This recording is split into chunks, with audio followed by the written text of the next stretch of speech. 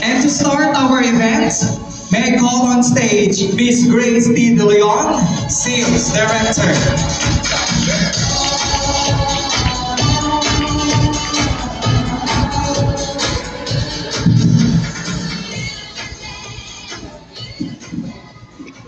Thank you, Chris, and thank you, everyone, for coming this evening.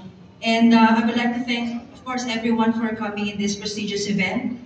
Actually, isang beses naman to sa isang taon nangyayari that we are gathered here today, sama-sama tayo, all of the sellers ng Dolmar Land.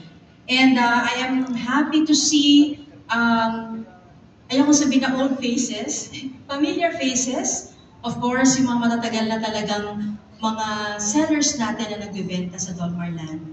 And as you can see, we are already growing. Lumalaki na tayo. I remember the first time I